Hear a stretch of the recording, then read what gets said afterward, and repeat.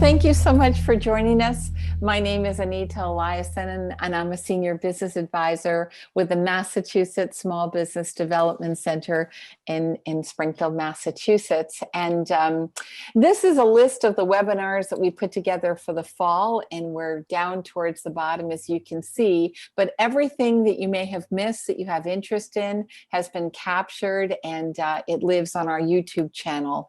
And these are all co-hosted and brought to you by the Massachusetts Western Mass Business Technical Assistance Collaboration, which includes SCORE, MGCC, the Franklin County CDC, Valley Community Development, Common Capital, the Center for Women Enterprise, and the Massachusetts Small Business Development Centers of Western Massachusetts, Salem State, and Clark University.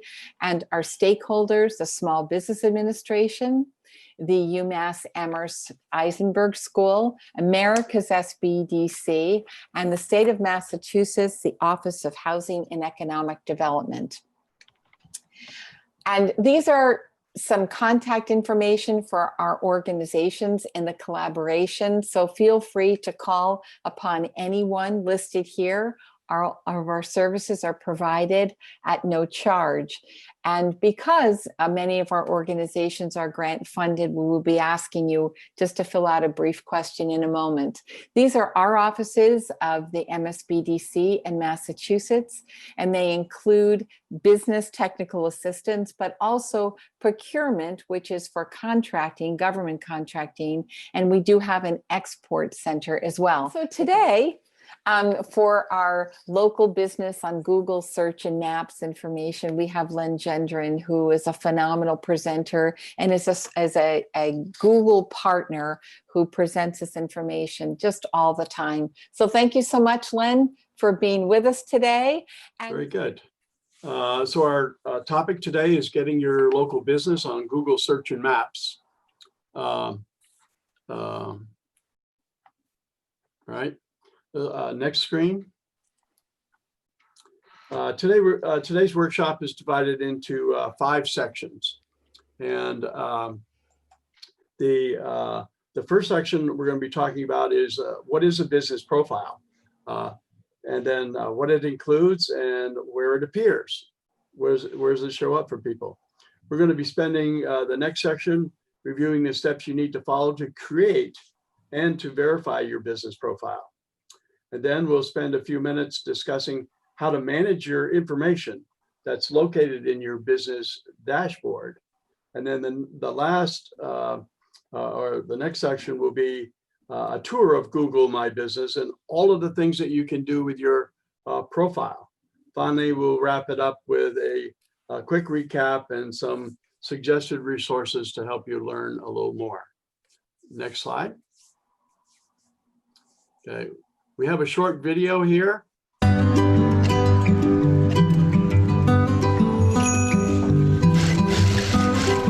My name is Vince. This is my shop. I opened Village Tailor and Cleaners in 1977. I arrived in New York 4 years earlier from Italy. It was me, my brother, my mom, and my dad. My mother taught me how to sew. When I opened the shop, the first person I hired was my mother. This is Bruno, the store mascot. My little advertisement. As a business owner, you're always thinking, how can you do better?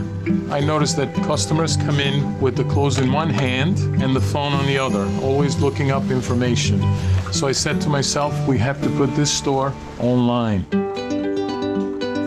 Google lets me decide how the shop shows up. I pick photos, I can post special hours, anything. I made this website in 10 minutes using the website builder. And I'm not kidding. Now people walk in and I'm always asking, how did you find us? They used to say, I saw Bruno, so I came in. Now they say, Google. Believe it or not, we're up 30% this year. We're doing enough business. I had to hire more tailors and get some new machines. I've got 3 shops going. And my son, Vincent Jr., is running one of them, the Village Cobbler next door. I'm in an old-fashioned profession. I work with my hands. I hadn't thought much about putting the business online. Now, I couldn't be happier. Village Tailor, 40 years and going strong.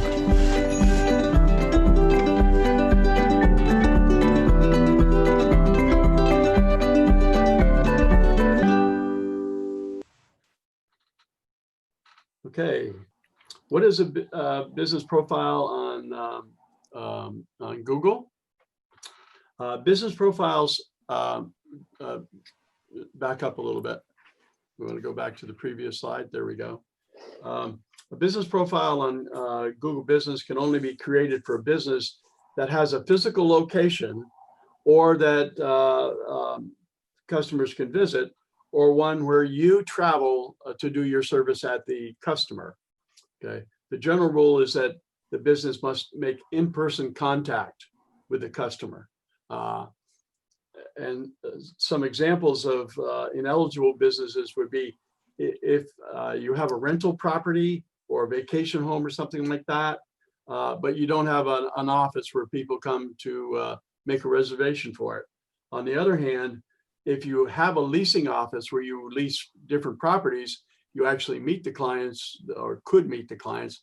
They come in and they make the reservation with you. Anyhow, also, if your business has not opened yet, you can create a Google My Business listing and let your community know that you'll be opening by setting a future date for the opening and engage with your customers. So you can tell them when you're going to open your business. It's a good idea to sort of start your interaction before you get open, so it's not like a completely cold. You got people that can find you. Okay, next slide. This is explains the anatomy, if you will, of the business page. We'll show you where it appears in your Google search in a while. But first of all, it starts with your name, and this should be a name that is the real name of your business. People, when they Google, can Google and find your pages using this name. So make sure that you've got that accurate. Then you can also display for your visitors the overview. They can call you, they can get directions, they can save it in their site, so they can get to your website from here. This is a location. This is going to be an optional thing. If you have a physical location where people visit, we want you to put your address in there. But if you don't have people coming to you, you do your service at the client, then you have the option of not showing your address and only showing an area that you serve. And then the hours, if these are the hours that you would be available, customer open hours, maybe you have some holiday hours you want to put in there, those kind of things. We want to show those, because remember, the people who are looking for you are in a moment in time where they're looking for you. And so it's important to know that you open tomorrow morning at 7, but you're closed now. Then on the right side here, the whole thing starts off with a picture. This is the grabber that shows people who you are, something about you, maybe your storefront, that sort of thing. You also can solicit reviews. We'll talk about those. And then, as I said, the quick links where you can do, where the clients can do different things. Okay. Len, we just have a clarification here, though. So for people who have an online business, this is not an option? No, this is, you can still do a Google profile. You can still do get a Google account, but you can have a business page. Okay, thank you. Okay. All right. So did we skip a slide or? No. Okay. All right, then my screen jumped a little bit. All right, so this is what it looks like when somebody searches your business name. They're going to put in, they're not going to put your website address. They're going to put in Village Tailor and Cleaners. When they search your specific name, you'll see the generic search in the center with the all of those blue listings there, the different pages. And then this is what we're talking about during this webinar here, is this right side. This is the kind of the access to your account. It's a quick, visible way for folks to do some quick things with you. I've got your phone number, your address. I can link to your website. I can get directions from where I'm at to get to your place. So this is the quick grab, especially since most visits to the web are on phones or tablets or whatever. People are carrying these. I may be looking for you while I'm in my car, and on a cell phone, I'm actually on my way to something. I could come visit you in a few minutes. So it's important for this information to be visible to me. And keeping your business up to date profiles, according to Google statistics, are 2.7 times more likely to be considered as reputable. In other words, if you post 7 o'clock opening and I show up at 7:30 and you're not open yet, you start getting a reputation that this is not a reliable place to go. Next slide. Okay. You'll notice the map on the right side. When we do our setup, we're going to be locating that little red teardrop that you see on the map. By your address, you're going to be creating that. Up-to-date profiles are 70% more likely to attract location visits. People are on their way to visit you. So if you're up to date, I'm more likely going to get there. And they're 50% more likely to get you a purchase. So you're going to convert the visit into a purchase because your information is all up to date. I'm looking for something specific. I'm going there with a purpose of actually buying. So the chances of you actually turning this listing into a sale is much better, assuming your information is correct and up to date. Next. Okay, the Google Business works on all platforms, desktops, laptops, tablets, mobile phones, all of those work, and they appear in different formats. The one on the left is what you might see on your phone. The one on the center would be on maybe a laptop or your desktop. And the one on the right is probably a tablet display. Next. So how do we get started? You can Google your business, Village Tailor and Cleaners, and if it comes up with a window on the right that looks similar to this, and you haven't claimed it yet, there'll be something on there that says, "Own this business, claim it now." That's one way to get in and get started with it. That's Google's algorithms have created this from what they know about you. They don't necessarily have the right pictures. They don't necessarily have all the right information, but they think they got it right. So they started it, and now it's up to you to claim it and fix all the information in it. If you don't see a business profile, then you can create it, and that's what we're going to talk about next. How to create a business profile. Here we go. Next page. Okay. The important part about this is that you're going to manage your information across the platform, across Google. Every place where your listing appears is going to be managed by you instead of sort of willy-nilly out there. To get started, we're going to go to google.com/business. And this is going to give you this is the page that you'll see when you get there. And engage with your customers. You see the little blue box that says manage now. That's what you're going to be, that's what you're going to do because you don't have a profile. Now you'll notice up here on the right, it says sign in. And so you're going to go to the same page after you create your profile. And to get back to that dashboard, you're going to type in google.com/business. So if you already have it, sign in. If you need one, click on manage now. Next slide. Okay, so to sign, first you have to sign into your Google account. This is if you use Gmail, you already have a Google account. If you use Google Ads or one of the other Google services, you already have a Google account.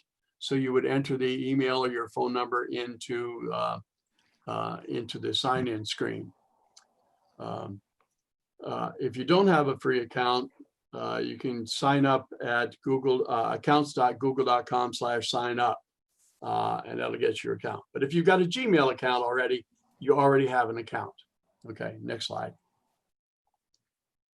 Okay, so you type in the business name as you want it to appear on Google. This is going to make it consistent across the platform. Okay, so you're going to find and manage your business from there. Next. I see something in the chat that says, will you send us a slide deck? Actually, it's more useful if you go to YouTube. There are a number of YouTubes, and we'll give you the address to the URL to the YouTube account later. I think you'll find out more from there than you will from these slides. These slides are an introduction, and you may be able to do, hopefully you'll be able to get it set up from the slides, but if you need a refresher, the YouTube video is actually the better. And you will get a recording of this webinar today. So confirm that the name, that your name is correct. That's what you wanted for your business name. This is Vince, the cobbler we saw a little bit earlier. And make sure it's spelled correctly. Interesting how some letters get transposed sometimes, and you don't want that error in your profile. And then you're going to click on the next button. So next slide. Okay, it's going to ask you for a business category. These categories are extremely limited, but pick something that is fairly close to what you want to do. Okay, so he's looking for a shoe repair shop. Okay, he happens to have something in there, so that works. Chances are, if you're looking at, say you're an artist, that'll be in there, but if you're a landscape artist, maybe not. So just pick something that's close to what you think of your description. Next. Okay. Do you want to add a location? This is where you want people to come to you and visit you. If you don't want customers to come to your place, you need to click no. And this will allow you to set the area that you serve as opposed to having the actual address. So if you want people to come, click yes. If you are going to go to them or you don't want them to show up at your place, click no. Next slide.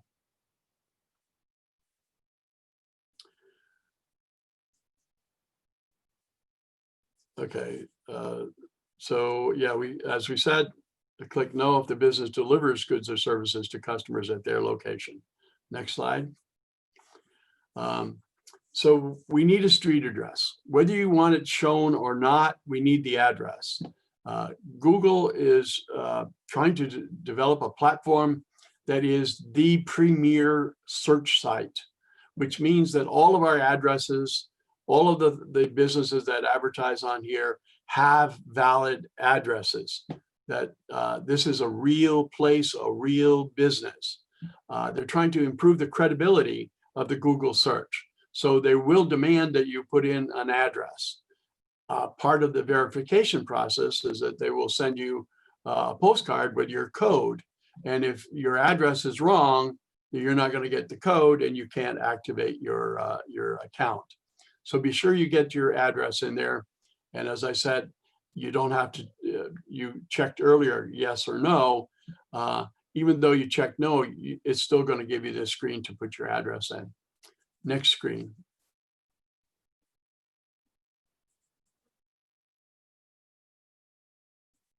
Next slide. Okay. So this is where we picked yes. We want people to show to come to us, and then we're going to indicate here on the right hand side the areas that we want to cover. For instance, we live here in Springfield, Massachusetts. If I want to cover Worcester, I would put in here Worcester, Massachusetts.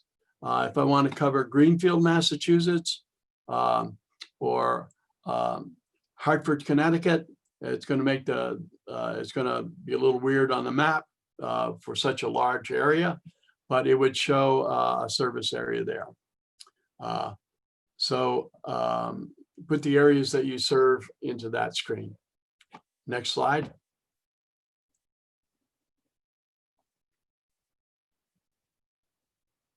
Okay.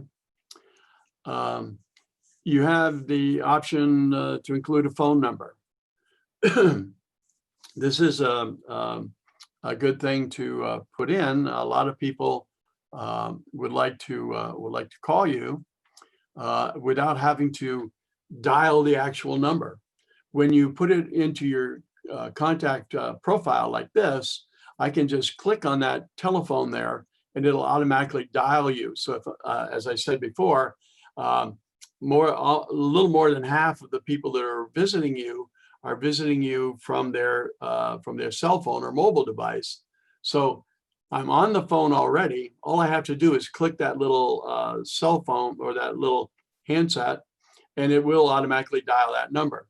The other part of it is when we look at measuring who comes to visit you, it will show us how many people actually called because of this contact instead of dialing it in directly.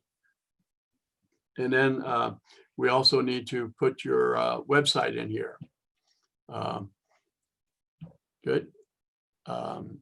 We can go to the next one. Okay. And then we need to verify your connection to the business. This is a statement that says, yes, this is my business.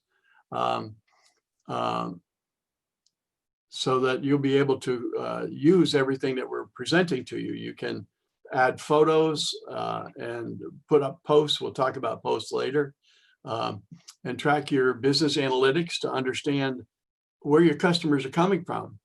That's an advantage. And then you'll be able to respond to customer reviews. So you can be interactive with your customers. Next slide. Okay. Now what's going to happen is you're going to choose a way to verify. The first option is to get a postcard by mail, in which case you're going to put a contact name. They already have your address that you put in previously. And it shows here the address that we put in, Vince's Village Cobbler, 125 Sullivan Street. And you click on the mail, and it will send that postcard out to you. There's also an option to verify later. And at this point, I think the mail card is probably better for the folks on this webinar. Let's go to the next screen. Postcards arrive in just a few days. And when it does, you get back to your dashboard and you put in the code that they sent you and you go live. Now everybody can see that little mini website sort of, but they won't be able to see it until you've entered the code. So when you hit continue, click on the continue, this gets us into the more business details. Next slide.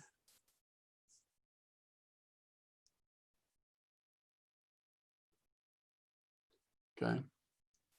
So this is where we get to add some services. There are some canned services.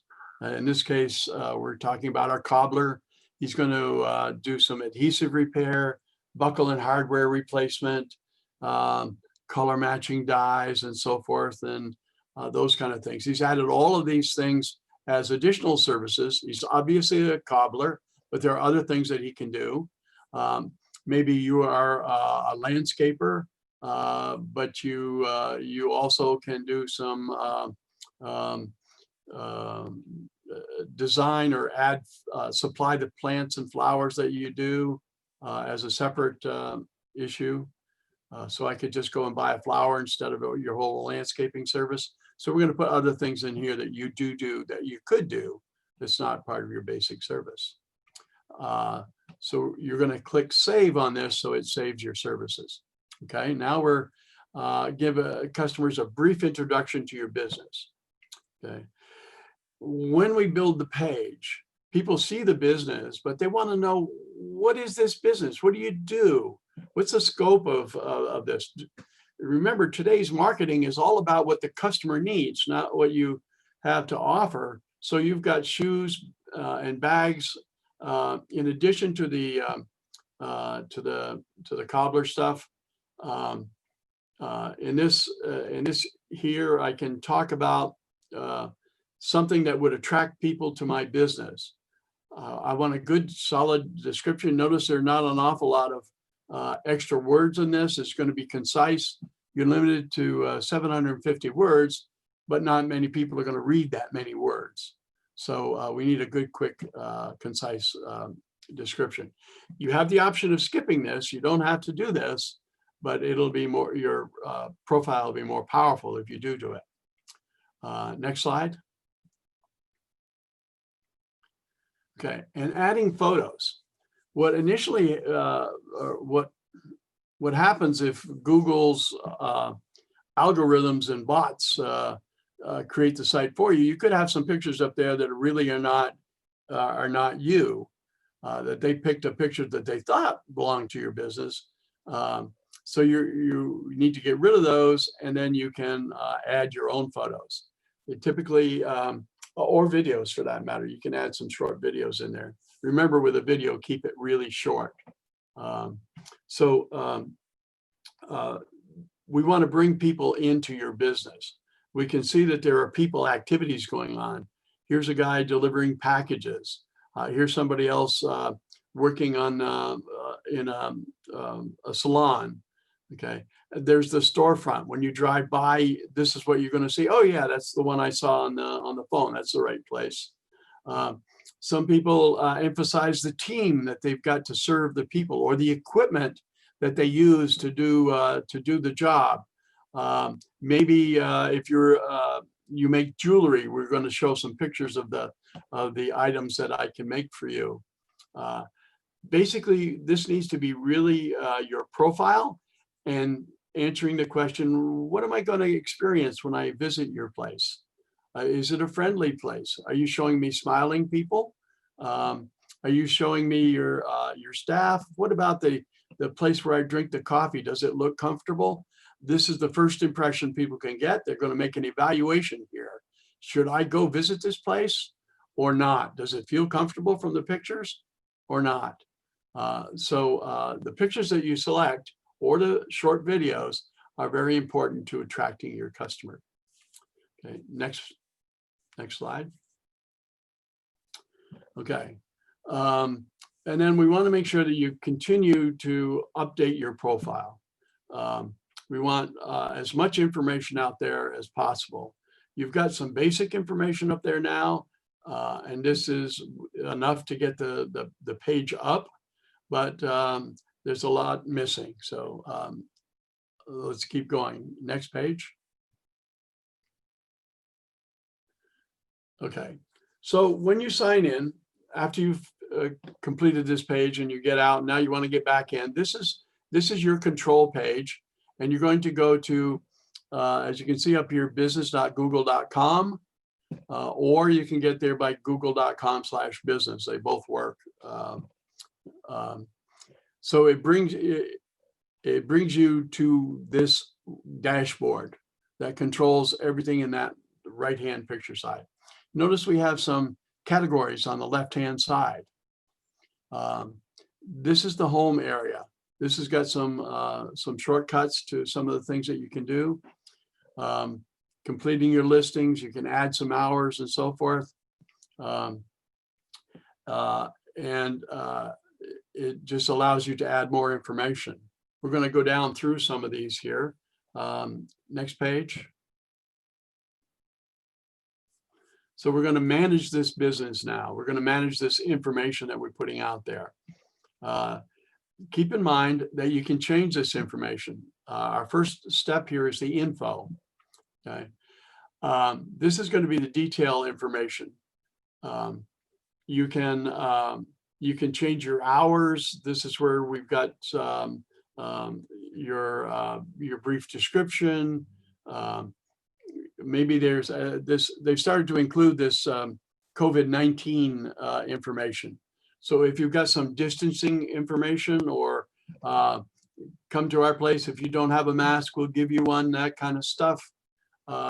Things that you're doing to accommodate the COVID-19. Info is where we're going to control all the detailed information. Next. So we're going to, what we make, the information we change on that dashboard is going to show up here. We edit in our edit page, in the previous page, we added the telephone number. So now the phone number appears here. Anything else that you want to add, change pictures and so forth, will show up on this slide, on this right-hand side when you fix the information. One of the things that it recommends to you is to search for your business, see what you've got. Now, those of you can get there through an incognito screen. We'll see a page that's not influenced by your sign-ins and all of your history file. Incognito in Chrome is on the upper right corner. There's a little symbol, usually a circle with a letter in it, or something like that. You click on that and it opens up all your options for the page. Excuse me, it's the three dots below that. And one of the options under there is going to be incognito screen. It's different in Apple products. Safari and so forth uses a different thing, but it's always an incognito screen or private screen that you can get to. And when you do it that way, you'll see what your visitors are going to see. So you put in your company name, Vince's Village Cobbler, and it will show you just what we're seeing here, the generic search and how your page looks on the right-hand side. Okay. So go to Google and search your business name. Next slide. So we're going to do a little more tour of what's in this profile. Next page. A little video here. We opened Celsius with the idea to create a laundromat that people actually wanted to hang out in. When New York issued its stay-at-home order, we quickly shifted to drop-offs only. We switched to online booking through our Google profile, setting aside priority times for essential workers. We love our community and just wanted to help in any way we could.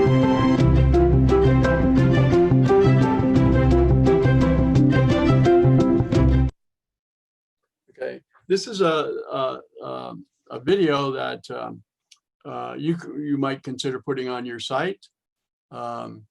Notice how short it was. It's an opportunity to make that connection with your prospective client. Okay, so here we're into the control panel. We're under info and things that we're going to check. Business name should be the real world name that you use, no nicknames or whatever. So we're talking here, Vince's Village Cobbler. Okay, that's the real name of the business. and then choose the primary category, as we said before, and add up to 9 additional categories. So primary category is shoe repair shop, and he selected leather repair service as an additional service. So we are fixing that piece of information. Let's go on to the next. Okay. Under info, we get a chance to change the address. Maybe there is a suite number or something that you want to add, or maybe you moved your business across town. This is where we're going to change the address so people can still find us. Okay. If you don't serve your customers at your business, you can leave this one blank. Remember, in the first one, we said you had to have an address because that's how Google gets in touch with you. In this particular section, this is what your clients are going to see. So if you don't serve the customers at your business, leave it blank and just list service areas. Okay. Next. 40% of local business searchers want to find when you're open. I do this myself all the time, whether it's a grocery store or a tailor shop or maybe Home Depot. It's 6 o'clock at night and I need a screwdriver. Is Home Depot still open? Go to their page. There's the hours, and I'm going to head out to Home Depot. Remember, we talked earlier about keeping your information accurate. If it's 6 o'clock and I'm driving out to your location and I get there at 6:30 and you're not open, then your credibility is busted. So make sure that you keep your hours of operation and other details about your business totally up to date. But good. So more hours applies to special options like delivery. For instance, you can click on delivery and you can say delivery between the hours of noon and 4 o'clock. The drive-through open is at 6 a.m. to midnight, where you're, and then maybe a happy hour you're going to put in there. So you can add hours for each of these different types of segments of your business. Now we can create a short name to make it easier to share your business profile. For example, notice we put in Vince's Village Cobbler with no spaces. So this was a suggestion of the Google process. But you can pick another one if you want. That's a good idea to keep it related to who your business are and the business name. Think of it as sort of a nickname, maybe. But you're going to use it at Vince's Village Cobbler. So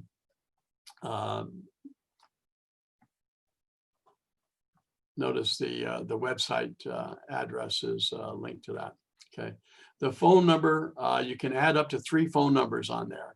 And it could be, if you get particularly busy and some phone lines get overloaded, maybe you want to add another phone line to it, assuming you haven't invested in a really fancy answering system. You can put it up to 3 phone numbers and your website. Google has an option to create a website. Honestly, it's not as robust as, say, Wix or GoDaddy or Squarespace or WordPress, but it is an elementary website, and that's one of the options you'll find in your control panel. So we're going to look at you can add some attributes to your business. For instance, we can say that we're a Black-owned business. We can say that we're a veterans business or a women's business. Some people would be influenced by that. If I'm a veteran and I have a choice between 2 businesses, maybe I'm going to select a veteran business. Maybe if I'm African-American, maybe I want to go to a place that I know is going to have an atmosphere that I feel comfortable with. Maybe I firmly believe in supporting women-owned businesses. These kind of things could draw folks into your business. And then what kind of, go back to the slide again, what kind of amenities do you offer? Online scheduling, handicapped access, little stuff like that. You can add that. So if I happen to be a person in a wheelchair and you've indicated here wheelchair access, this might be the place that I would really want to get to. Okay, good. Enter a brief description of your business. It gives you help here. You can click on learn more. It'll give you some suggestions about how to put that together. So what in our description, again, don't get fancy with the words. You don't need complete sentences. You do have 750 characters, but the likelihood of me reading all the way down to 750 characters is pretty remote. So keep it short. Excuse me. And it does not have to be things like grammatically correct and all of that sort of thing. Spelling should be important because it can be something that I could be searching for. So tell me what you offer, what sets you apart. Why should I go to you instead of the guy next door? A little something about your history. I've been in business for 50 years, that sort of thing. But tell me a quick description of your business. Next. Okay, add the date that your business opened. As I mentioned earlier, if you haven't opened yet, put the future date in here. And then your social media marketing of your business starts before you open in order to create some interest in what you're doing. But we know that you're not going to be open until November 1st. Okay, so if it hasn't opened, you can set that future date. So people can still find you, learn something about you. They can see all those pictures and all that descriptions that you put up there. And they understand that you're not going to be open to November, but you create a sense of curiosity in me. So I want to see you when you open. Next. You can include booking information. In other words, you have people make appointments with your business. So instead of you answering the phone and giving them options in the appointments and so forth, you use some sort of a scheduling system, maybe Calendly or something like that. So we're going to link it to your calendar app, and people can set their own appointments based on what you said you were going to be available. Okay. And the availability of this link depends on the category you select. And I don't know all the included and not included categories here. You have to experiment with that. So you can make this more interactive with your clients by offering this option, if that's something you want to do. And then by allowing them to make appointments, you can add a link to your appointments page. This is a lot of people, as I mentioned, might use Calendly, and I'm not endorsing Calendly. It's just the only one I'm really familiar with. But I know there are dozens of others out there. But this is where you would put the link to that page where you collect appointments. Next. Okay, and then we're going to do a post. Now, a post is a temporary ad that appears at the bottom of that little page on the right. This is like a free ad. You don't pay anything for these things. You don't pay anything for this, for the Google My Business. This whole thing is free. But this gets you an opportunity to run a short ad. I think they last for up to a week. And then you can keep changing it. And you can also use it over and over again. So we're going to put a picture up here, or maybe a coupon, something like that. That gives you a number of options when you're setting it up. You're going to have a short message in there. We're going to tell them about, especially Christmas coming up. It points out here, uses an example of purchasing a gift card. That's a great opportunity now. And then your message, you need to put the sales pitch here. Vince's Village Cobbler is a shoe and leather repair shop in Manhattan, when COVID-19 hit, we closed temporarily, da, da, da, da.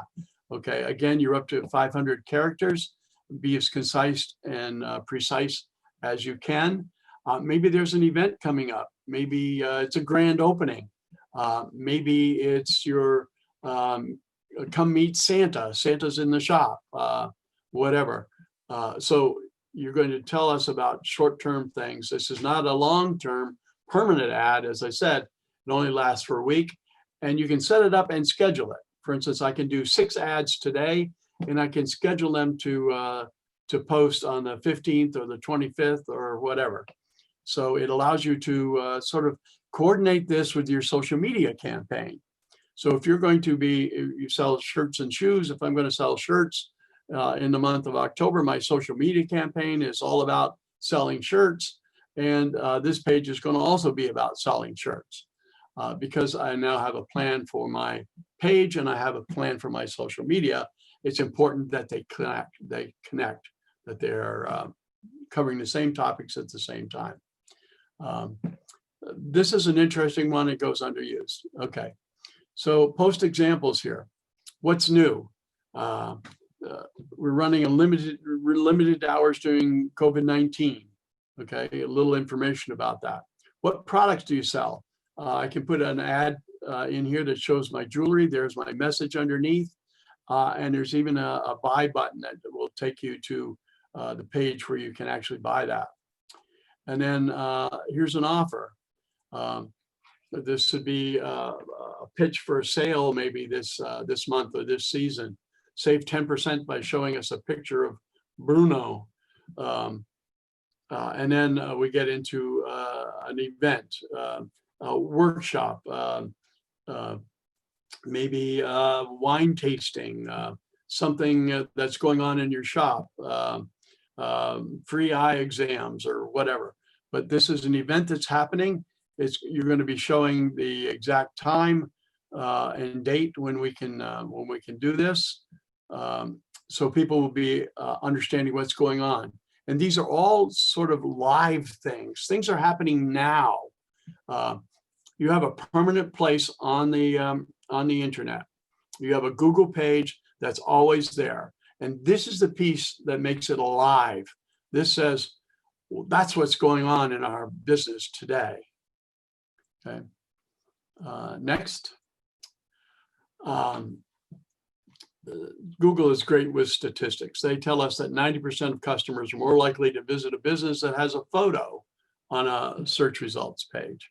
And it does influence you. As they say, a picture is worth 1,000 words, but you can capture an atmosphere. You can tell, maybe I can get a relationship to size, color. I could show shoes with a dress or something to show that I'm accessorizing, whatever. You can tell a lot of story in one picture. So the pictures you choose need to be appropriate. Notice there's the guy's logo here. There's the Village Cobbler logo. Part of your branding is your brand identity, and that's going to be on your page as well. So you need to be sure to upload your logo. There's this, and then the cover picture you can see in the upper left-hand corner. This is the one that's going to be seen when I come to that little mini website, let's call it. That's the primary picture, and your logo will pop in there. And then all these other pictures will be available when I click through the pictures. So that's okay. Next, good.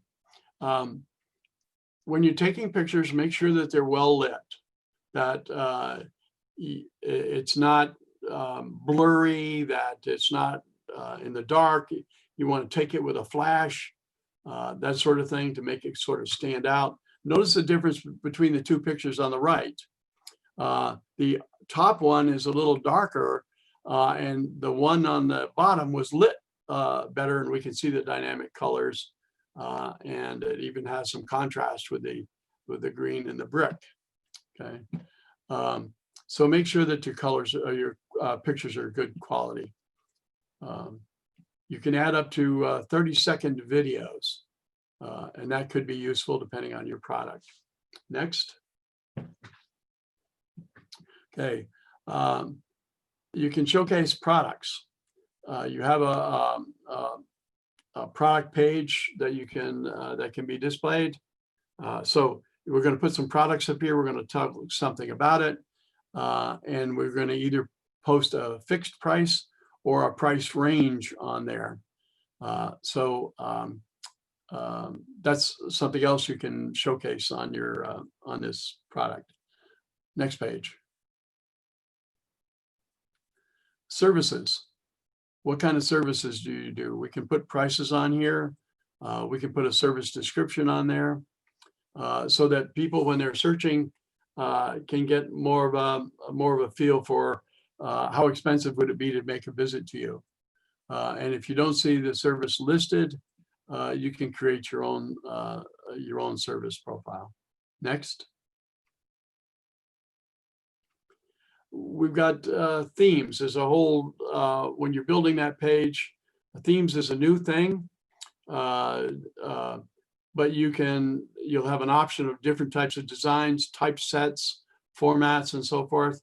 So you can have a little flexibility in how that page appears. You can under the website, you can create this basic website in your own sort of form, but it's very limited flexibility. So you can update the text. Google's going to pull the text from what they can tell about you and what you've already added for your website here, but you can change that. And then photos, you can either use the photos that they're pulled from your other section, or you can add different photos to it. And then once you're satisfied with it, you can publish it and you'll go live, either with the domain that you registered independently from a domain seller, or you can use the domain, which is, you can see on the top of the slide, is business.googles.com and your site URL. So you don't get your named website. So if you buy a custom one, you can attach it to this and you'll have your own custom website. Next. Okay. Reviews. You can respond to customer reviews, and you can even, the app gives you the option to be notified when somebody writes a review. Really, really important to acknowledge reviews. Especially important to acknowledge a review that is bad. If somebody says, this is the worst place I've ever been, I ate the pizza and it made me sick, okay? You gotta respond to that, because that's gonna be on there. You can't get rid of a negative review. So you come on with, I'm really sorry, I don't know, maybe perhaps we did something wrong, or maybe there was an allergy involved or whatever. Come back, we'll give you back your money, or we'll give you a new pizza. But how you answer this negative review is how you're telling me, your prospective customer, I get treated when I have a problem. So be sure you respond to negative reviews. Responding to positive reviews is also another interaction with a customer.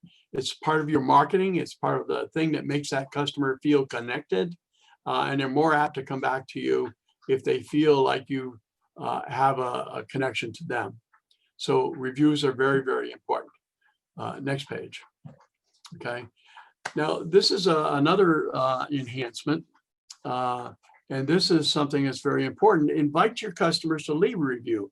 Now they have a URL for you that you can give to your customers. Remember, on a previous page, we asked you to pick a short name, okay? And this is where that comes into play.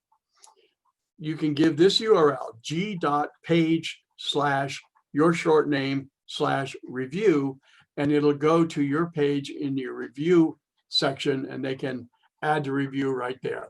One of the problems in the past was you say to your clients, if you liked it, give me a good review. And it was difficult to tell them. You had to give them all those instructions about go search for my name and then go to find a little thing on the right and then click the button that says review. Now you just give them the URL, it goes straight there. You can put it on your receipts that you give to the customers. You could stick it in a card that goes in the bag or whatever, but get your reviews, as many as you can, to develop that interaction with your customers. And then be sure you reply to the reviews to build that customer trust and brand loyalty. Good. Next page. Okay. Messaging tab. People can message you, send you a short note, much like the text on your phone. If I'm on the phone and I want to send you a message, I don't have to flip over to my message app to do it. I can just click on the message button on your page, on that little website on the right, and I get to type in the message and send it to you. But you maybe you don't want to be bothered all the time. So there's a little button on there you can see in the center of the screen here. It says get messages from customers. You can turn it on or turn it off. Okay. If you turn it off, the button doesn't appear as an option to the client. If you turn it on, then clients will see the button and they can send you a note or a message.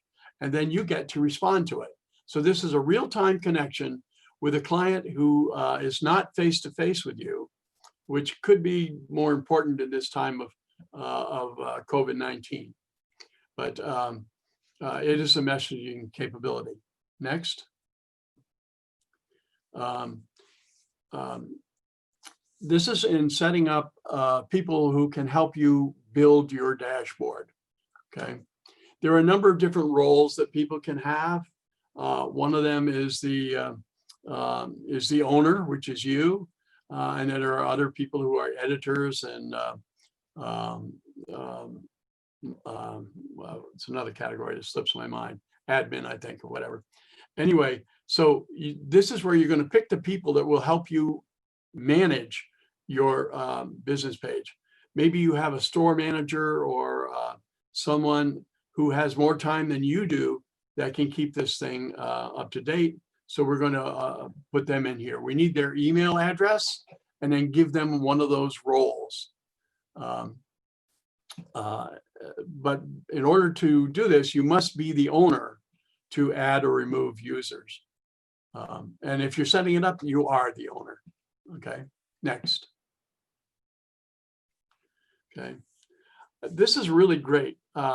This is kind of like an analytics for that little web page. We want to know how customers found you.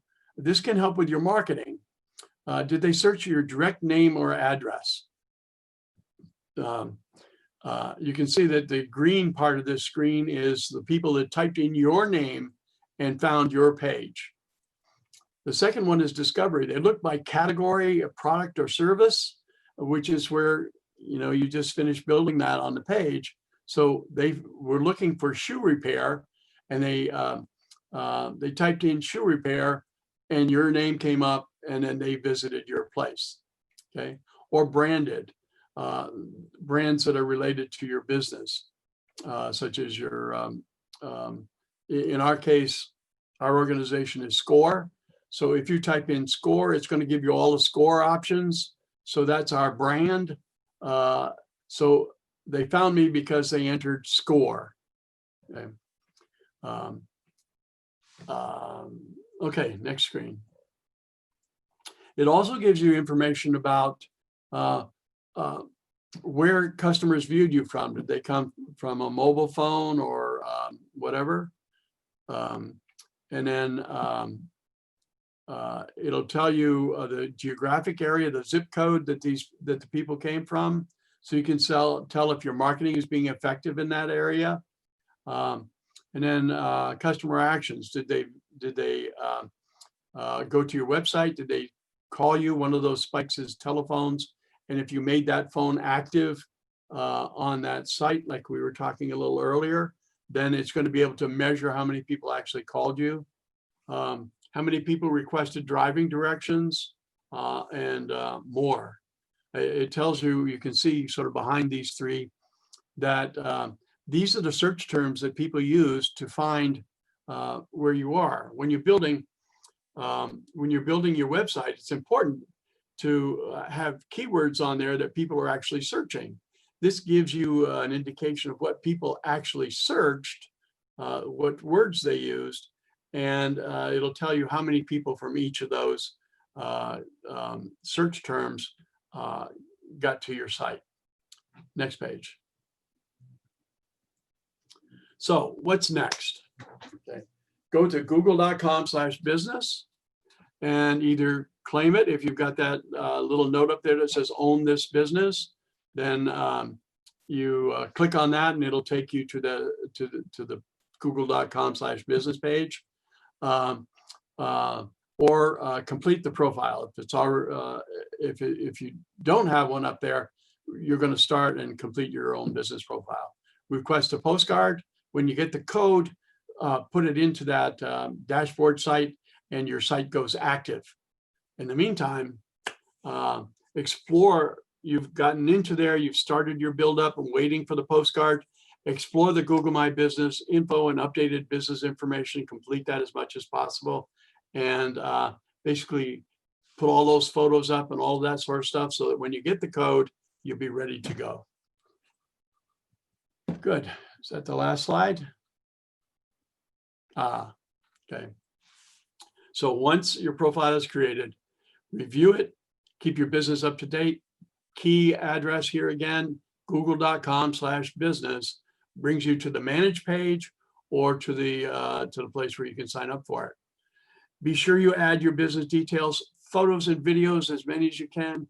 Share posts, take advantage of that free ad, and then explore the insights so you can tell how people found you and what they did when they got to you. And so recap and resources. Okay. So create custom posters, social posts, and more from reviews and updates. None of this stuff is will cost you. Here are two key links to those things. You get a marketing kit, g.co/marketing kit, and g.co/marketing kit -black owned. And this creates a different theme for that for those situations. Okay. Business and marketing lessons. Google has a little bit of a, let's call it a school. They call it a primer up here. A quick and easy lessons that you can access on your telephone on topics like creating a business plan or finding remote work if you happen to be a gig worker. It gives you a chance to get education where you're just sitting around, maybe in the doctor's office. You can learn something new. And you'll get some practical information that is good for you. You can download the app, the Primer app, on either Google Play or in the Apple Store. Okay. Watch short videos. The video, you can just search it generically. Build my profile on YouTube. Will get you scads of YouTube videos that will help you with that. Google has a place specifically for their people to communicate with you, g.co/grow/quick help. And these are specific Google training videos that can help you work through this whole process.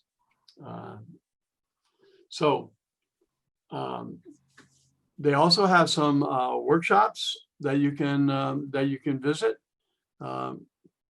All of their skills, all of their different products. You can go here and watch more about them. For instance, you see one here: use YouTube to grow your business. We have a presenter coming on. Do you have the date, Anita? Yeah. Next Thursday. Next Thursday, we're going to be talking about using YouTube to grow your business. YouTube is a fast-growing product, but to register for the virtual workshops, g.co/grow-on-air. Check out these videos. They'll help you. I like to use the videos after I've been to a live webinar. I like to go into the videos and sort of refresh my memory about what we talked about. And we will be sending out, am I correct, Anita, that we're going to be sending out the recording of this? Mm-hmm. Okay. And we have another slide. Yes.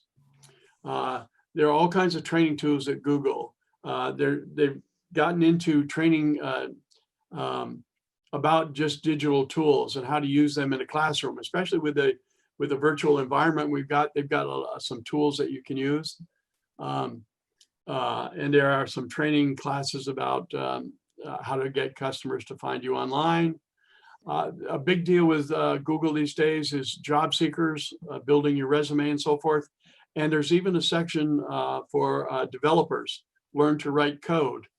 Mass Hire is a partner with Google in this particular aspect, trying to get students to learn how to write code. So that's available to you. A lot of information is available. I want, Anita, when we're finished, maybe you could put up that list of workshops that's upcoming so folks can see what we're going to be providing in this area. Yeah, absolutely, Len. And we have a few questions here. We do have a few people, just one clarification on this. They work out of their home, but they really don't want to reveal their address. So can you explain that you're going to put in your address for purposes of verifying, but it's not going to be visible to the public, just to get a handle on that? There are two places to add your address. The first is in the initial setup, and you have to put in an address there. But the prior screen just before that says, do you want your address showing, or do you deliver product? And it's a yes or no thing.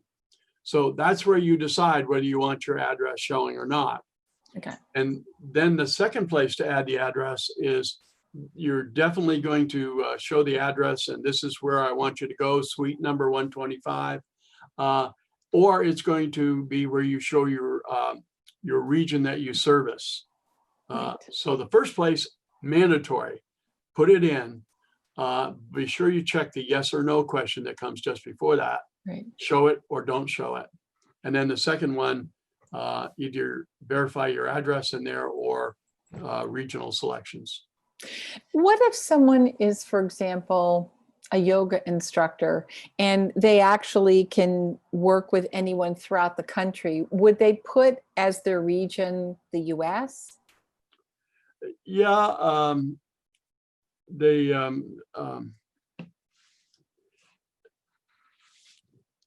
I haven't seen too much of this countrywide service, although everybody believes that their products are served all over the place. Typically, people are searching their general area. When they do a search, they'll say like yoga instructor near me, and that will include all the California guys when I'm in Massachusetts.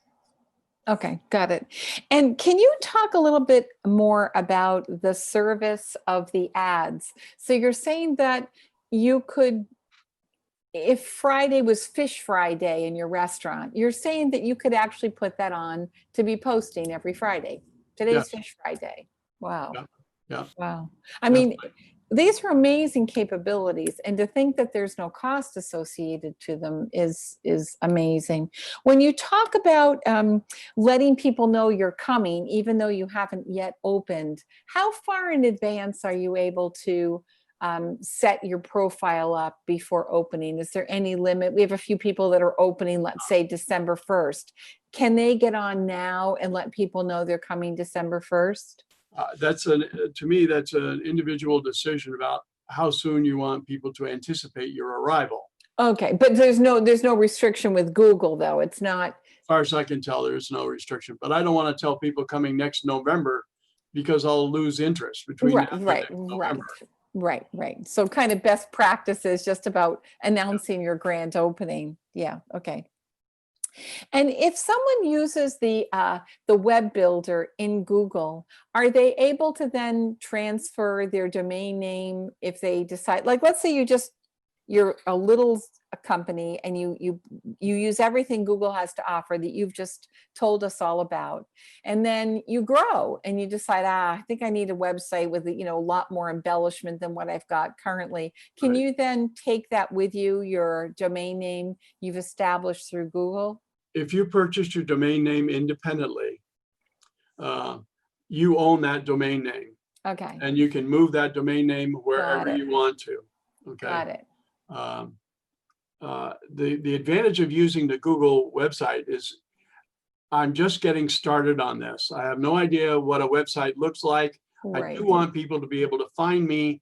So I'm going to throw something together that at least gets my name out there, the services, tells people something about me, and it gives me a chance to figure out what about this website is not doing my job. So what do I need to look for in the next person that does my website? Got it. Um, But you recommend purchasing your domain name through a third party, so you can take it with you as you decide to expand?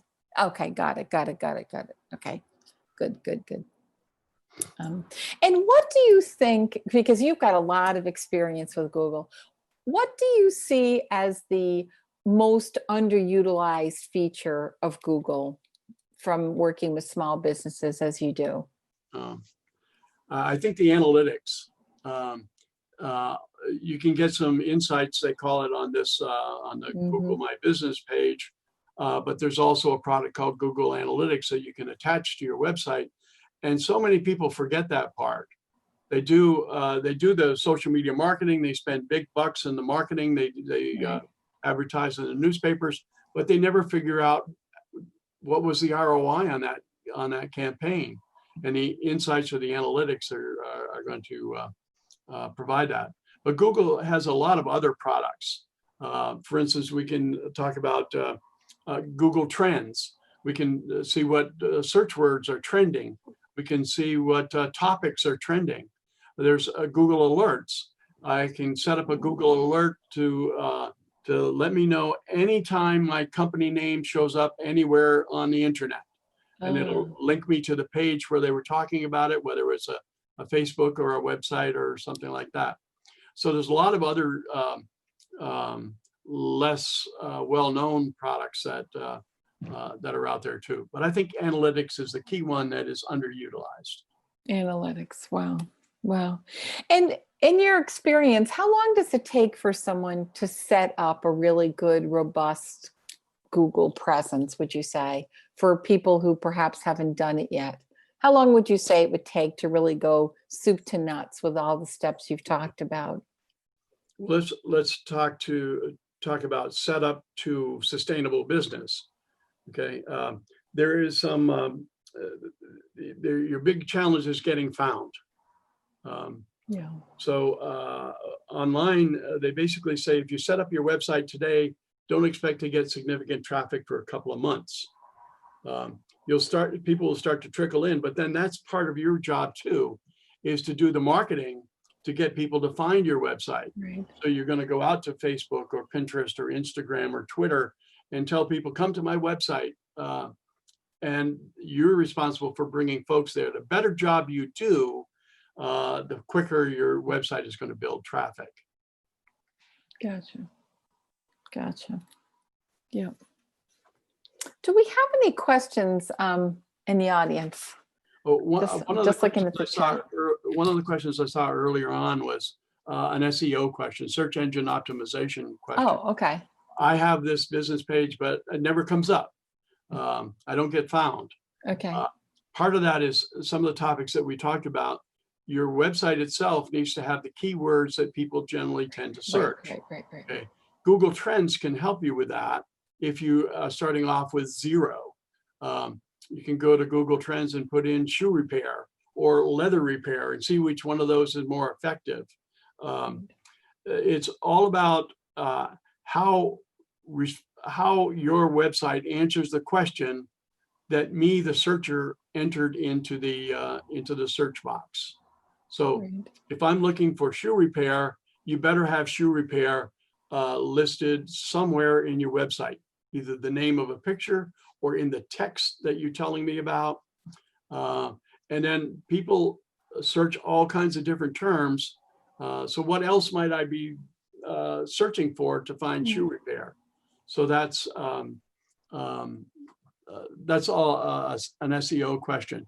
I might suggest that if you're a client of SCORE or MSBDC or one of the other organizations, contact one of their counselors or mentors, and they can help you evaluate whether your search terms or are being responded to in your content. Right. Yeah.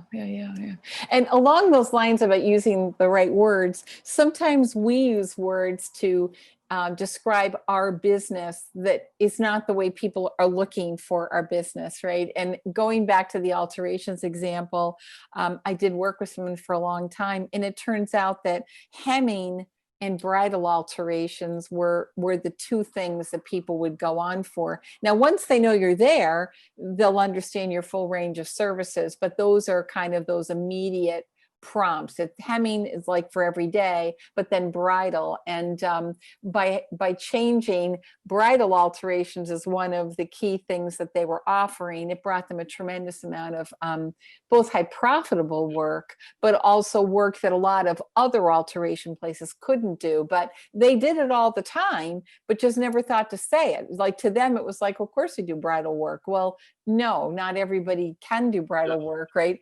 And they didn't realize that. So, right, we describe things a certain way, but it's not necessarily how people are looking for it using that same language. So, and that Google Trends is a way to put in your category and it will say which are trending. So you could put in, if you were in alterations, you could put in bridal, you could put in hems, you could put in tailoring, and it will show you a graph of which terms are searched most frequently, and therefore you want to put the most frequently searched for terms in your language so everybody finds you, right? One of the things that's that really is kind of obscure, we load pictures up all the time, and usually if you're taking it from your camera, it has the name of the picture is 12795 exclamation point or something like that.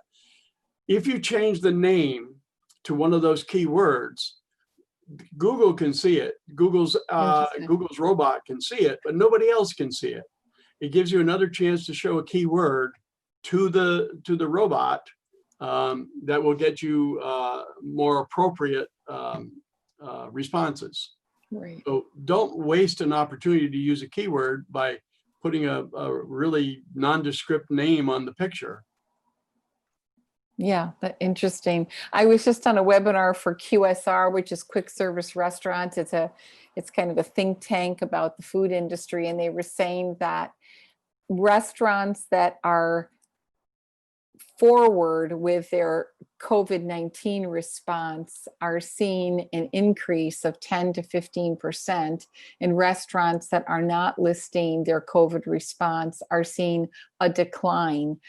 In some cases measurable, because it's a deal breaker for people. If they go on and they don't see right away in front of them that you're doing certain things, they just go on to the next one. And interesting, they gave some examples and actually looked at some restaurants searched, and they didn't even say anything about, COVID-19. So if you were choosing between two restaurants you were thinking of going to, and one said, oh, just so you know, we're doing outdoor dining with space heaters, and we've got twinkling lights, you're going to go there, versus another one which isn't saying anything about it. So especially the COVID-19, it's an opportunity to communicate your vigilance in responding to this, and putting your customers at ease, that it's really become a magnet and a differentiator between people that are taking the time to do that, and updating all the time. New this week, we're going to be doing,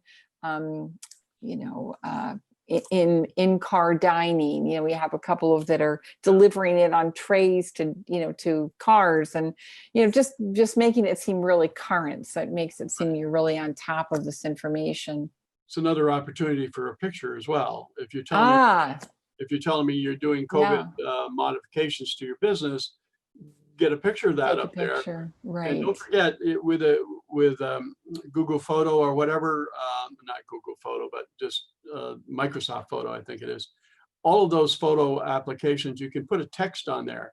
So if you take a picture of the curbside dining and you put a tag on there that says curbside dining, your folks will understand what it's doing. Plus, it gives an opportunity for the bot to find another keyword in there. Right. Got it. Are there any other questions? just gonna take a look at this. We have a question. Anita, I don't know if we covered this question. Ah, It was a question about, well, maybe it's just a piece of advice. For some folks who might find that their business page has already been claimed, but for whatever reason, they don't have access to their page. Len, what would you suggest for them to do? They need to contact Google. Now, there are a couple of reasons that might happen. It could be somebody just wants to claim a page. But it also, when selecting names, there are so many names that are very similar that somebody might have a page that has Smith's Auto Shop or something like that. There could be a Smith's Auto Shop in New Jersey and another one in California, it could be that you need to pick another name. You've had the same problem with the domain name. But you can complain to Google that I own this, and they'll determine who actually does own the business. If it's your address, it's obvious that you should be owning it. But we usually have this problem when people buy a business. The old owner, previous owner, doesn't let go of the social media platforms. And that's usually where that conflict comes in. That's a good point. Every time we work with business owners who are trying to buy a business, that's one of the things we tell them right away. As part of the inventory of assets that you're buying, you need to get a list of all of their social media accounts and passwords with Right. that. It needs to be right on the purchase and sale agreement that you're going to get that as well. yeah, the marketing assets, right? And we have Sarah Lee here, who has a business currently and has a Google listing, but is going to be starting a second business. How can we handle when we have two different businesses, perhaps operating out of the same location? If it's two separate businesses with two separate identities, I would set up two separate accounts. It'll all be linked to her. She'll still be linked as the owner. Her email Okay. will be the same. Okay. The address will be like Suite 1 or Suite 2. Google won't allow two businesses at the same address. So you Okay. can't say 501 Main Street unless you say 501 Main Street Suite 1, 501 Main Street Suite 2. So you have to differentiate the businesses. But I have a number of different business pages that I'm monitoring. So when I do google.com/business, both of those businesses show up there, and I pick which one I want to go, which dashboard I want to go into. I see. Gotcha. And in this particular case, one of these is going to be a service business. So this person could even use their home address, right? Not to have it published, but use that as their second address if Right. they're not both going to be brick and mortar businesses as well. Well, the Yeah. address that they would use would be their mailing address for the business. Right. Okay. Right. Do you have any success story you'd like to share with us about a business that you've worked with, Len, that because I know you do this training all the time as a Google partner, that you worked with and decided to, kind of dig in and what the results were? From using the business page? Yeah. Usually when we work with something like that, we look at the business page as part of the overall program. In other words, we're not just talking about the business page, as I mentioned earlier. We're talking about their social media programming. We're talking about your website, your business page, and your social media, all in the same context. Right. So what we found is that in general, when people do the business page and coordinate it with the other aspects of their marketing, it creates a very cohesive, extremely professional and solid connection to the clients. So I wouldn't want to pick out any one in particular for that, but we have several clients. We have a farmer, for instance, who has a farm store that has used his website, his social media, and his business page to really great effect. And of course, as the vegetables come into season, he gets that ad that he can put up here, tomatoes today, fresh sweet corn picked this morning, that kind of thing. So those activities are very strong.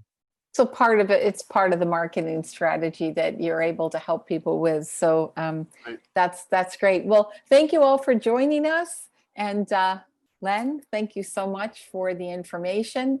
And we will be sending out the slides. And also we do have 5 more webinars that are coming in. Again, everything's been archived on YouTube that is already gone. So we will get that information too as well. So thank you so much, and everyone stay well.